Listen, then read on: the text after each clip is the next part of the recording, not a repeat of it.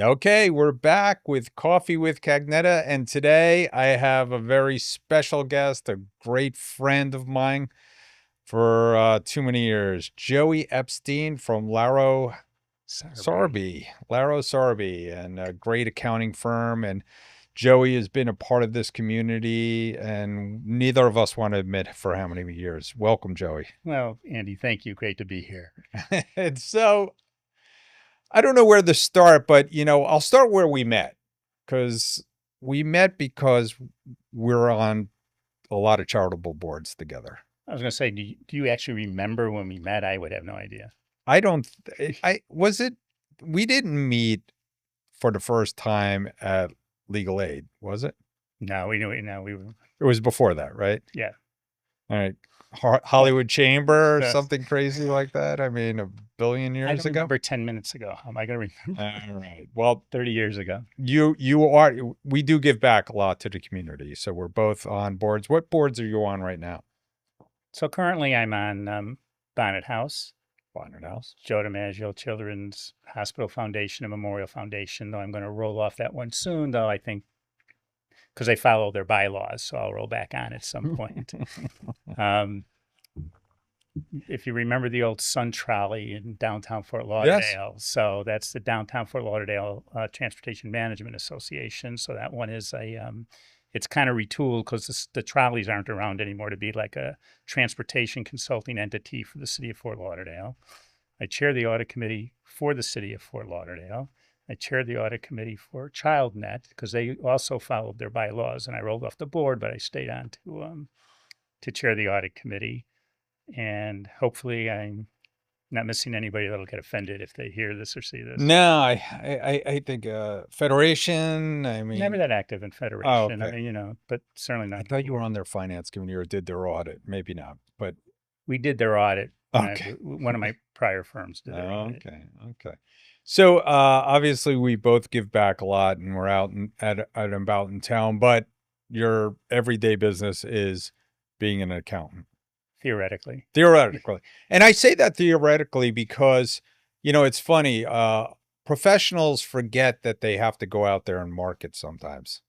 Yeah, look, I would tell you that the most success, there's an old, the old stereotype of the CPAs, no personalities and they don't go out. But, that's an old stereotype. I mean, there's Right. many today that, get it and are out and really I don't want to say the most successful, but are generally the more successful ones. Right. Um, but yeah, look, years ago I was on my own.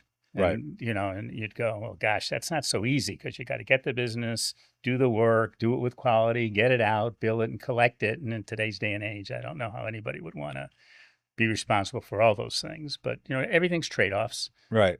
I don't know how you would be on your own these days in the CPA world because things are changing so fast. And there's so much to know. You can't, I suppose you can if you pick an area of expertise and stick to that and are able to build, Right. On that. But there's really not much, no such thing anymore as a generalist per se, Right. because there's just too much. There's too much going on out there. Is Right. it like there's not anything going on in politics right now? No, they're much more active than the political scene. So, we were talking a little bit beforehand about what we saw was going to be some of the changes in taxes, and we talked to a lot of entrepreneurs here on Coffee with Cagnetta, and we talked to a lot of people just who were out there in the business world. What do you see coming down the line that people should watch out for? Well, look, the thing that's been out there now for a while, because it will finally theoretically expire at the end of the year, the extension of the The the state tax tax, cuts right? that Trump put in last time around, and they primarily hit estate taxes and gift taxes. And currently, the estate tax exclusion is a little over $13.5 million per spouse, so it's $27 million of a lifetime exclusion. You know, if that got rolled back, probably be about 6 or 7, something like that. Hmm. Um, Joey editorial, betting man, no matter what you read or look at, it's likely to be extended. Right. However, the one thing people have to keep in mind is if for some reason it didn't get extended, and every estate attorney would be bombarded the last quarter of the year this year. It's not only the documents that have to be redone, but you'd have to get valuations on the real estate and valuations on the appraisals on the real estate, valuations on the closely held businesses. So there's so much that would lead up to that people really still have to think about it now, because valuations and appraisals, you may need updating anyway for Right. a variety of purposes, but you're not going to be able to just go into the last quarter and go, oh, all right, I'm calling, my guy on, or gal on November 30th, December 15th, and go to my documents and all those valuations and appraisals done. But that's really the kicker to this. If for some reason it took a left turn, I mean, I don't think so, but Right. who am I? Yeah, I mean, they call us too, right? So if they're looking for valuations on their businesses, which we don't do for estate and tax purposes, you do need some letters after your name to do that. And going to obviously a firm like yours is the way to go, but that takes time. I mean, you have to Right. gather all the documents, you have to get a valuation done, and people should be planning anyway. I mean, we talk about it all the time about planning to exit your business. I saw someone saying that they're not in the planning business. We shouldn't be planning, we should be preparing, because preparation is better than a plan, because most of the time, and I love this for our business and maybe even the estate business as well, and taxation, is you could plan all you want, but usually it doesn't go to plan. So what we do is prepare you, and we're prepared to help you in no matter what's going Right. on. And well, for us, I think the planning is really important, because my line is, anybody can put the numbers on the lines when the year's over, right? So, Right. the tax return, not that maybe there's some flexibility when your year's up, but once the year's over, it's just putting the numbers on the lines. You really kind of have to do some planning, You both do.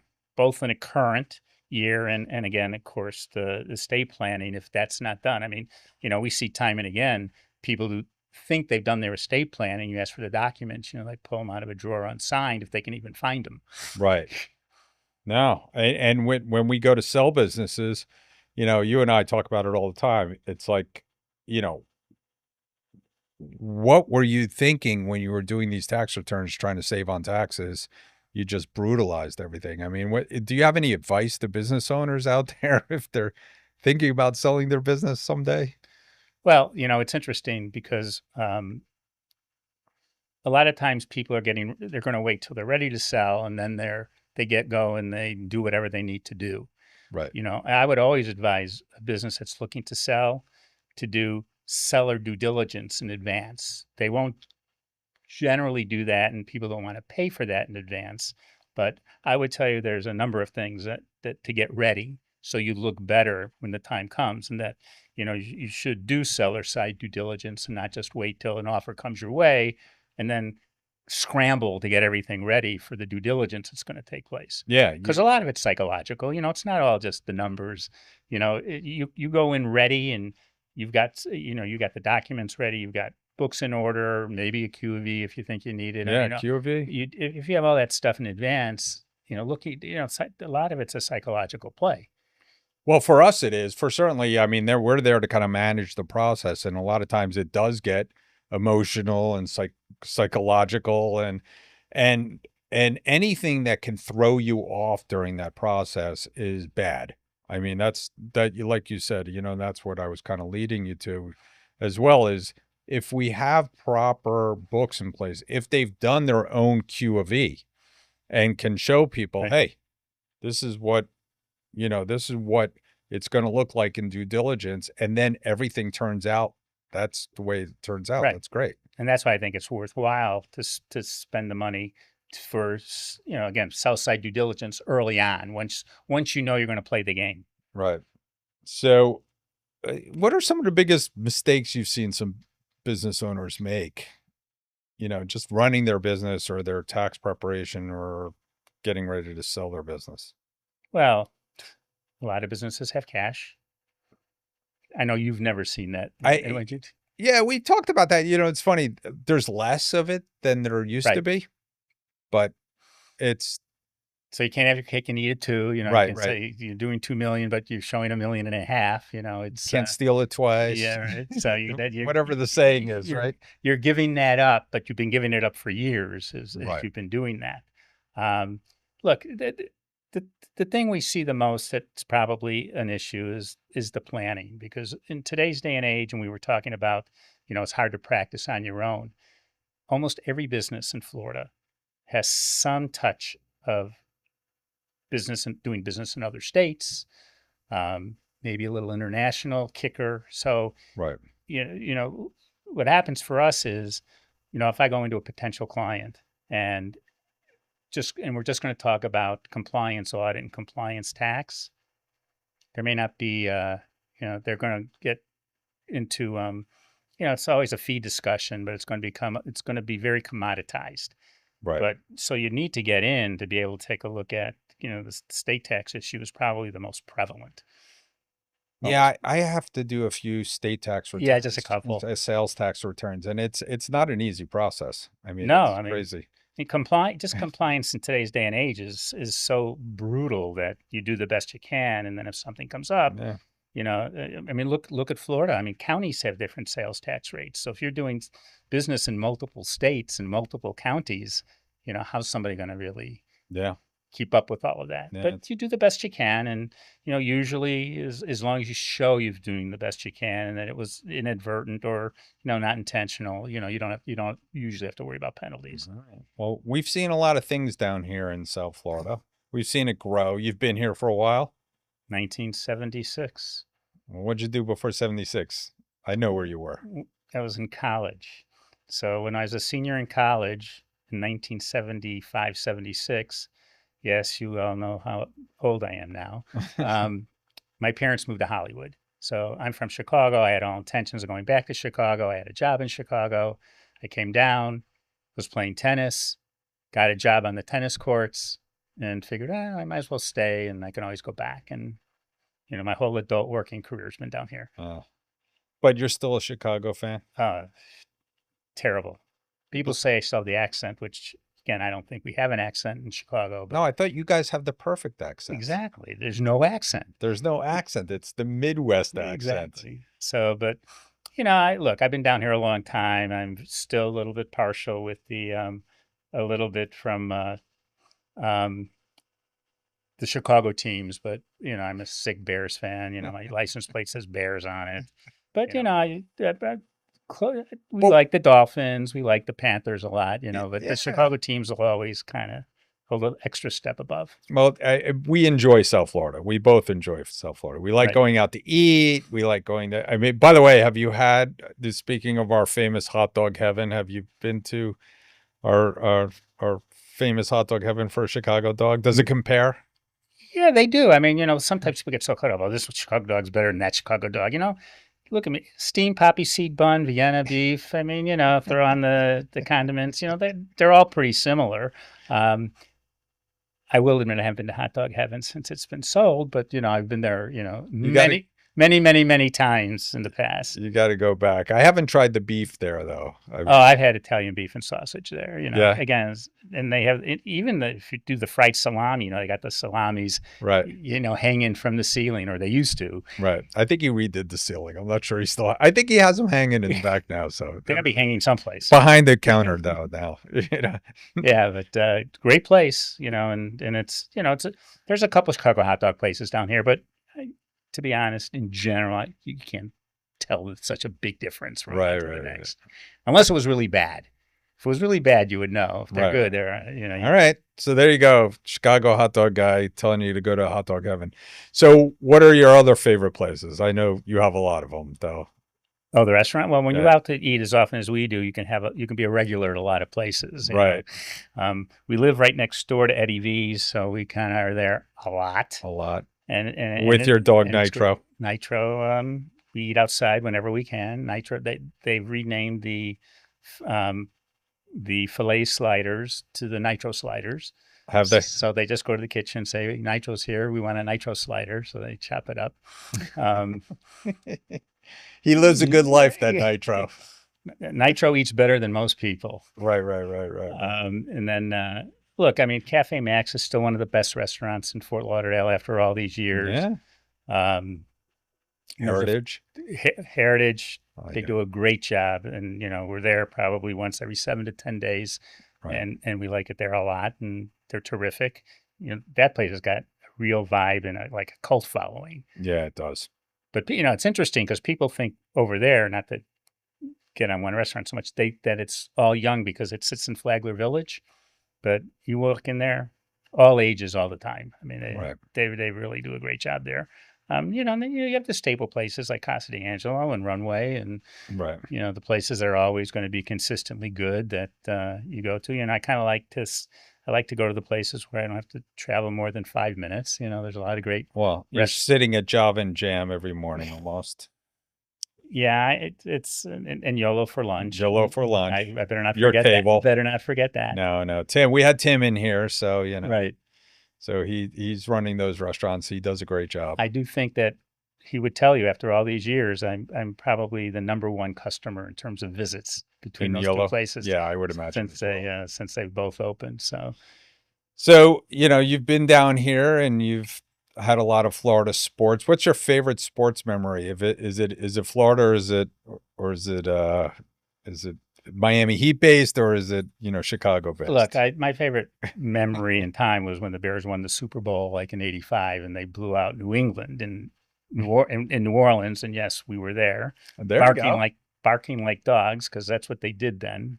Still Oh, don't know it. yes. Still don't know exactly what that meant. Um, I would tell you, people always go, well, because been to hundreds of football games or the best football games you've ever been to. Putting that one aside, I always separate the pro and college. The best professional football game that I really remember being at was the Dolphins San Diego playoff game where they were down 24-0 at halftime, and they did the hook and ladder with Duriel Harris, and game went to overtime, and they were carrying Kellen Winslow off the field. And the best college game, because I like to separate them, was when Miami beat Nebraska in the Orange Bowl a long time ago. As a matter of fact, most of your listeners or viewers wouldn't even remember those games. But you were at the old Orange Bowl. Many times we had hurricane season tickets, so we were there. Yeah, pretty regularly. Yeah, that was an experience just getting down there. Yeah, I mean, yeah. If you didn't know there's always a route. You needed to know your route, and you need to know where you're going to park. Right. You had your guy. Yeah, right. You had your guy. You paid the guy to park in his lawn or something. Yeah, at least we had reserve parking there. But yes, Yeah, okay. There were times when we had to do that. All right. Well, so and certainly, and by the way, and I don't Right. want to forget the 7th game of the Stanley Cup last year. That was incredible. Oh, you did go to that, and you goaded me into you were like, we ought to go. We ought to go. Yeah, so for those of you out there, Andy and I decided early on in the playoffs that there'd be a 7th game at home that there's no way we wouldn't go, regardless of price. But Andy, stayed home, and I went down from. But I did watch it. Yeah, it was a great game, and I should have went. But it's amazing how playoffs and things like that really bring a community together, because everybody's watching, everybody's paying attention, everybody's got flags on their cars. When you're on a run like that, because it goes for, the playoffs go on for weeks, it's really kind of neat what it does to a community. Because I remember when the Panthers were in the playoffs, the finals against Colorado, 20 years ago. To me, there was nothing I ever saw with all the Super Bowls I've been to and all the games I've been to, what that did with the actual overall community. And I think what last year did for the Panthers was cement them as Broward's team. Oh, yeah. I mean, I think they have really kind of leaned into being the county's professional team. I mean, I know that, the Dolphins play right over the line in Miami Gardens, but, the Panthers getting ingrained with the community, opening up the War Memorial downtown in Fort Lauderdale, not quite downtown, but near downtown, Hollywood Park, and making that investment in the community. They really, everything Matt Caldwell is doing and Vinny Viola and the whole organization is doing to be, South Florida's team. Right. And look what it's done even for the city of Sunrise. I mean, Sunrise got huge exposure, last year with all the games, because, they always talk about the arena being in Sunrise, even though it's a Broward team. So Right. so that Broward identity has been, outstanding. It's changed the trajectory of what I think the Panthers wanted to do. I think they eventually wanted to move downtown, but I don't think that's going to happen right now because I think Sunrise and them they had a great plan and they executed it and they did a good job and they probably want to stay there. And look, you talk about easy to get to, easy access, easy parking. You've got all that with that arena out there. Yeah. And it's right off all the highways. Well, it's a great place, South Florida, to be and live. We've talked about food. We've talked about we didn't talk about walking your dog, but like it's a great place. You live downtown, which is beautiful. We got to live in your building. We were neighbors for a year, which was fun. So, the one thing that we often talk to is, you mentioned that we both are getting older here. We used to be the young guys in town, and now we're the old guys. So what's your advice to some of the up and coming people in the community or entrepreneurs? Well, you're talking about Two different people, but well, if you want, I thought you were going. How do I try to counsel our younger people to Yeah, get involved? yeah, Um, when you really look at it, guys like you and I, we're involved in almost too many things, right? It's we are. just evolved, and it's hard to have a passion for everything. Right. At this point, and after all these years. So what I tell our younger people, because I'm still asked to be on boards, and I just really, unless it's something with a really strong passion, I don't want to take that on anymore. Right. I tell our younger people to, if they want to get involved in a not-for-profit, don't do it for business. Do it because you have a passion for something. Right. Now, whether it's a kids charity or a disease charity or, whatever, because you can pick whatever you want. Right. And then get involved, and then you'll meet people. And yeah, maybe someday business will come of it just because you've gotten involved. But you really have to get involved with something you have a passion for, so it'll make you do it. Because if you don't have a passion, you'll go to one meeting, you're not going to go anymore. Yeah, I mean that's my advice too. I mean, we really want to take, we always want to get involved in things, and I have young people here too, and I'm telling them, get involved, get in some, and stick with it. You gotta Right. go to the events, you gotta get involved, you gotta roll up your sleeves, and don't expect business from it day one. Right, and the people you meet today, for the younger people, yeah, they're not even the decision makers now anyway, but you're going to develop relationships, and there's no question that as time goes on, they're going to be decision makers. You're going to be a decision maker. So, as long as it'll happen, but it's not something because, well, what do we get for you being involved in that organization or this organization?